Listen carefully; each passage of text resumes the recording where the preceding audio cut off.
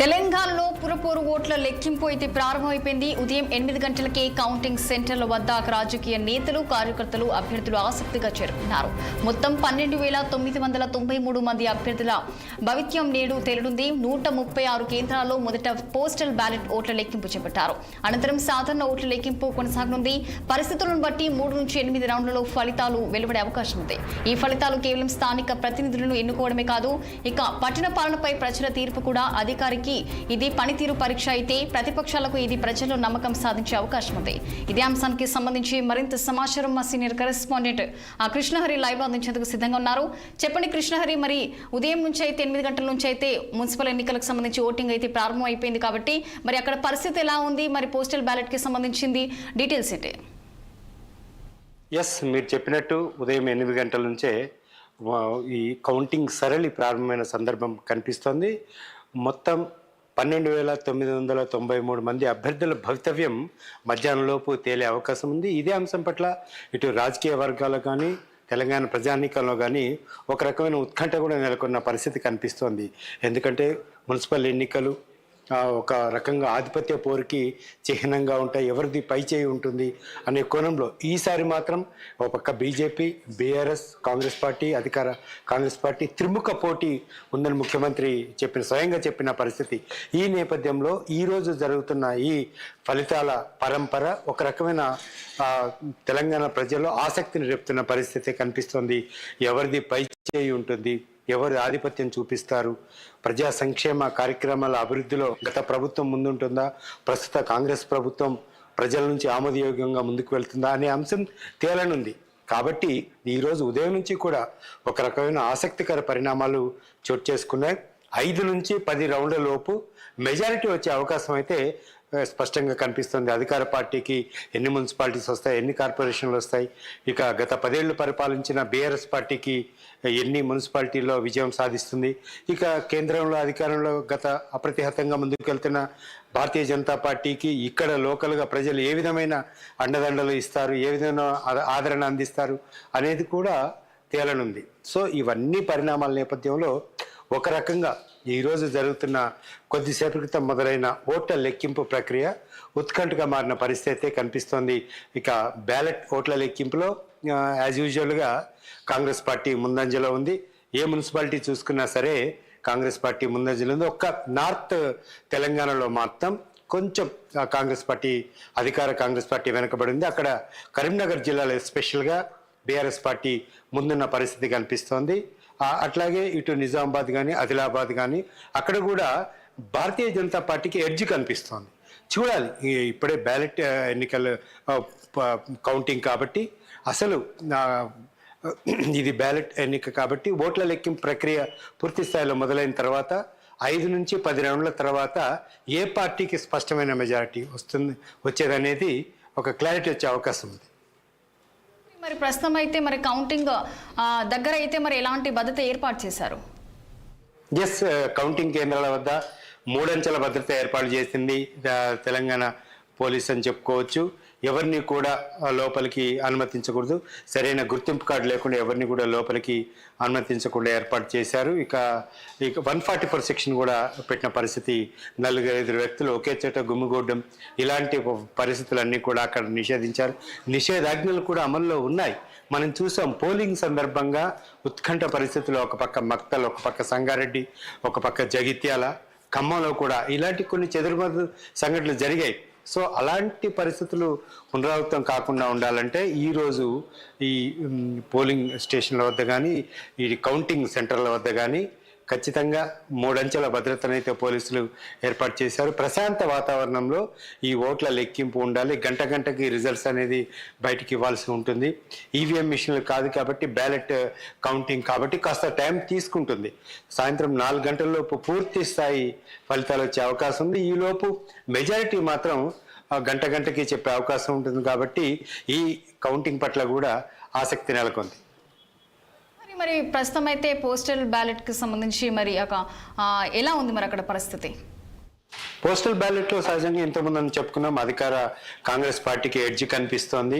ఒక 2-3 జిల్లాలు తప్ప మొత్తం 116 మున్సిపల్ కేంద్రాల్లో కాంగ్రెస్ పార్టీకి ఎడ్జ్ కనిపిస్తున్న పరిస్థితి కనిపిస్తోంది. మొత్తం ఇటు నల్గొండ కానీ, ఖమ్మం కానీ, వరంగల్ కానీ ఇట్లా ప్రతి మున్సిపాలిటీలో బ్యాలెట్ ఓట్ల లెక్కింపులో మాత్రం అధికార కాంగ్రెస్ పార్టీ ముందంజలో ఉన్న పరిస్థితి కనిపిస్తోంది.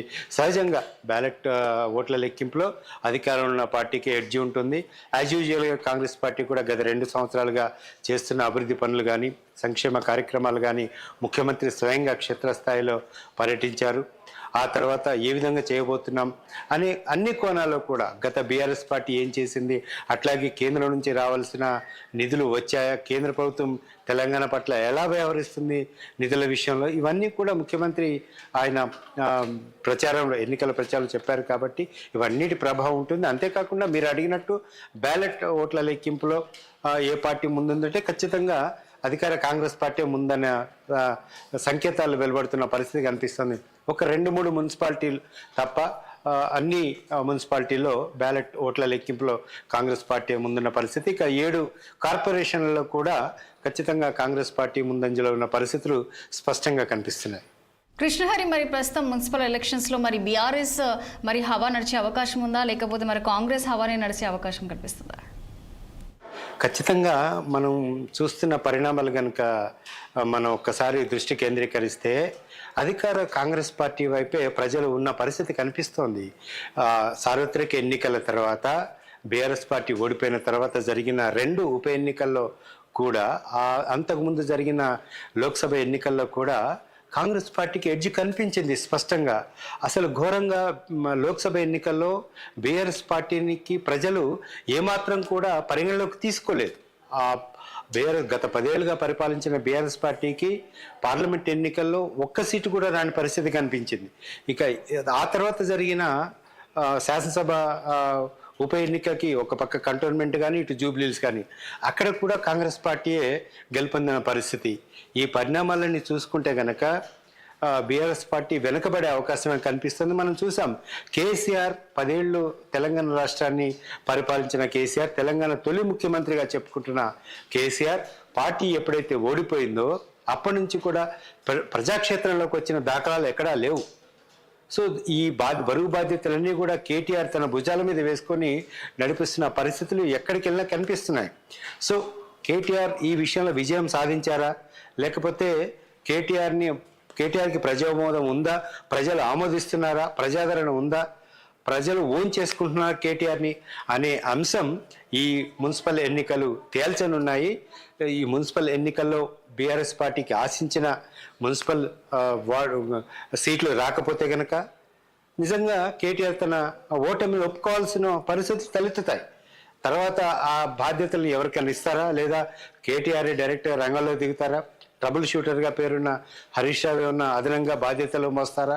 ఇవన్నీ కూడా ఈ చిక్కుముడి అంతా కూడా మున్సిపల్ ఎన్నికల ఫలితాల తర్వాత ఒక క్లారిటీ వచ్చే అవకాశం ఉంది. ప్రస్తుతానికైతే మనం నిన్న ఎగ్జిట్ పోల్స్ చూసాం, చాలా వరకు విశ్లేషణలు చూసాం, రాజకీయ నాయకుల విశ్లేషణలు చూసాం. 6TV కూడా ఒక రకమైన ఆమోదయోగ్యమైన ఒక నిన్న డిబేట్ కూడా చేసింది. ఎడ్జి మాత్రం కాంగ్రెస్గా ఉంటుంది. బీఆర్ఎస్ పార్టీ ఈ త్రిముఖ పోరులో బీఆర్ఎస్ పార్టీ వెనుకబడింది. ఇటు బీజేపీ కూడా పెద్దగా ఎక్స్పెక్టేషన్స్ లేవు బీజేపీ పైన, కానీ పోటీలో ఉంటుంది. ఇక పూర్తి స్థాయిలో ఆధిపత్యం కానీ పైచేయి కానీ సాధించేది అధికార కాంగ్రెస్ పార్టీ అనే చర్చ కూడా జరిగింది. క్షేత్రస్థాయిలో కూడా పరిస్థితులు అదే విధంగా ఉన్నాయనే సంకేతాలు కూడా మనం చూస్తున్నాం. మాట్లాడుకున్నట్లయితే మరి ప్రచారంలో అయితే క్షేత్రస్థాయిలో అయితే బండి సంజయ్ అవ్వచ్చు, అలాగే కిషన్ రెడ్డి అవ్వచ్చు, వీళ్ళు కూడా మరి ప్రచారంలో కూడా పాల్గొనడం జరిగింది.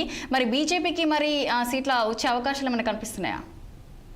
ఖచ్చితంగా భారతీయ జనతా పార్టీకి సంబంధించిన 8 మంది ఎంపీలు ఉన్నారు, 8 మంది ఎమ్మెల్యేలు ఉన్నారు. అట్లాగే ఒక నూతన రాష్ట్ర అధ్యక్షుడు రామచంద్రరావు కూడా ఆయన క్షేత్రస్థాయిలో చాలా పర్యటించారు. ఆయన శక్తివంచన లేకుండా ఈ మున్సిపల్ ఎన్నికల ప్రచారంలో ఆయన తిరిగారు, ప్రచారం చేశారు, మనం చూసాం ప్రత్యక్షంగా. సో ఆయన కూడా చాలా వరకు ఎక్స్పెక్టేషన్స్ బాగానే పెట్టుకున్నారు. భారతీయ జనతా పార్టీని ఖచ్చితంగా ప్రజలు ఆదరిస్తారు. కేంద్రంలో ప్రధానిగా మోడీ ఏం చేస్తున్నారు, రాష్ట్రాన్ని దేశాన్ని ఏ విధంగా ముందుకు వెళ్తున్నారు, పర్ క్యాపిటా ఇన్కంలో ఏ విధంగా ముందడుగు వేస్తున్నాము, రాష్ట్ర ఆర్థిక వ్యవస్థ ఎంత బలోపేతమైంది, రాష్ట్ర ఆర్థిక ప్రణాళికలు ఏ విధంగా ముందుకు వెళ్తున్నాయి అనే అంశాలన్నీ కూడా ఆయన చెప్పారు. ప్రజలను ఒక రకంగా ఒప్పించే ప్రయత్నం చేశారు. ప్రజలు కూడా బీజేపీ వెంట ఉన్నారు. బీజేపీ ఉంటేనే ఒక సుస్థిరమైన పాలన ఉంటుంది, శాంతి భద్రత కానీ, దేశ భద్రత కానీ, ఈ అంశాలన్నీ కూడా ఆయన చెప్పుకొచ్చారు. కాబట్టి ఖచ్చితంగా భారతీయ జనతా పార్టీ కూడా ఈ మున్సిపల్ ఎన్నికల్లో ప్రభావం చూపిస్తుంది అని చెప్పినప్పటికీ కూడా నార్త్ తెలంగాణలో కొంతవరకు అవకాశం ఉంటుంది తప్పితే మిగతా దగ్గర అంత ఆయన అనుకున్నంత రేంజ్లో ఉండకపోవచ్చు అనే చర్చ కూడా జరుగుతుంది. రాజకీయ విశ్లేషకులు కూడా ఇదే అంశాన్ని స్పష్టం చేసిన పరిస్థితి కనిపిస్తోంది. ఇక క్షేత్రస్థాయిలో మీరు అన్నట్టు fight between BRS and Congress party మాత్రమే ఉంటుందనే చర్చ కూడా జరుగుతుంది. ఫలితాలు కూడా ఆ విధంగానే ఉండే అవకాశాలు ఉన్నాయి. కృష్ణహరి, మరి ప్రస్తుతం చూసుకుంటే మీరు అన్నట్టుగా మరి కాంగ్రెస్ అయితే ముందుందని కూడా మీరు తెలియజేయడం జరిగింది. మరి ఎన్ని రౌండ్ల వరకు ఈ యొక్క పూర్తయ్యే అవకాశం కనిపిస్తుంది లెక్కింపు? ఈజీగా సాయంత్రం 5 గంటలు పట్టే అవకాశం ఉంది. మనం అనుకున్నట్టు ఈవీఎం అయితే తొందరగా అయిపోయేది, కానీ బ్యాలెట్ కాబట్టి ప్రతి ఓటు స్లిప్ను లెక్క పెట్టాల్సి ఉంటుంది కాబట్టి కాస్త టైం ప్రాసెస్ ఉంటుంది. అందుకు తగ్గట్టుగానే ఎన్నికల సంఘం కూడా ఏర్పాటు చేసిన పరిస్థితి కనిపిస్తుంది. మొత్తానికి మనం ఇంతకుముందు చెప్పుకున్నట్టు 5 నుంచి 10 రౌండ్ల లోపు మెజారిటీ వచ్చే అవకాశం అయితే కనిపిస్తుంది పూర్తి స్థాయిలో. ఎందుకంటే మున్సిపల్ ఎన్నికలు కాబట్టి చివరి స్లిప్ వరకు లెక్కించాల్సి ఉంటుంది. ఒక ఓటుతో గెలిచిన సందర్భాలు కూడా అనేక ఉన్నాయి, మనం చూసాం. ప్రజాస్వామ్యంలో బ్యూటీ ఆఫ్ ద డెమోక్రసీ అని ఇదే అంటారు. ఇద్దరు వ్యక్తుల మధ్య జరిగిన పోటీలో ఒక ఓటు డిసైడింగ్ ఫ్యాక్టర్గా మారే అవకాశం ఉంది. ఎన్నో ఉదాహరణలు కూడా ఉన్నాయి. చరిత్ర గతిని మార్చిన సందర్భాలు కూడా ఎన్నో ఉన్నాయి. సో కాబట్టి ప్రతి బ్యాలెట్లోని ప్రతి ఓటర్ స్లిప్ని కూడా కౌంట్ చేయాల్సిన అవసరం ఉంటుంది. ఆ అభ్యర్థి భవితవ్యాన్ని కూడా తేల్చే ఆవశ్యకత ఎంతో ఉంటుంది. కాబట్టి చాలా మైన్యూట్గా, చాలా మైక్రోస్కోపిక్గా వీటిని లెక్కింపు ప్రక్రియ అనేది ఉంటుంది. దీన్ని కూడా విస్మరించే అవకాశం ఉండదు. అతి జాగ్రత్తగా వెబ్ కాస్టింగ్ ఉంటుంది, అట్లాగే అధికారుల పర్యవేక్షణ ఉంటుంది. వీటన్నిటి నేపథ్యంలో ఈ కౌంటింగ్ ప్రక్రియ ఉంటుంది. కాబట్టి మీరు అన్నట్టు సాయంత్రం 5 గంటల వరకు కొనసాగే అవకాశం ఉంటుంది ఈ ప్రక్రియ. సో పూర్తి స్థాయి మెజారిటీ ఏ అభ్యర్థి గెలిచారు, ప్రిసైడింగ్ ఆఫీసర్ నుంచి పూర్తి స్థాయిలో విన్నింగ్ సర్టిఫికేట్ తీసుకునేంత వరకు కూడా ఈ స్థానిక సంస్థల ఎన్నికల్లో ఒక ఉత్కంఠ కొనసాగుతూనే ఉంటుంది. మరొకసారి లెక్కింపు చేయాలి, ఏదో జరిగిందనే ఒక సందేహాలను కూడా వ్యక్తం చేస్తుంటారు. సో ఆ నేపథ్యంలో అభ్యర్థి డిమాండ్ మేరకు, అభ్యర్థి విజ్ఞప్తి మేరకు మరొకసారి పునర్లెక్కించిన సందర్భాలు కూడా ఉంటాయి ఈ ప్రజాస్వామ్యంలో. కాబట్టి 5 గంటల వరకు కానీ ఇంకా ఏమన్నా ఎక్కడైనా సమస్యాత్మక పోలింగ్ కౌంటింగ్ కేంద్రాలు ఉంటే అక్కడ కాస్త టైం తీసుకునే అవకాశం ఉంటుంది. చూడాలి, 4-5 గంటల వరకు పూర్తి స్థాయిలో మెజారిటీ వస్తుంది, ఎన్నికల ఫలితాలు పూర్తి స్థాయిలో వస్తాయని చెప్తున్నారు ఎన్నికల అధికారులు. ఎంత సమయం పడుతుంది అనేది కూడా మనం చూడాల్సి ఉంది. Right, thank you Krishnahari.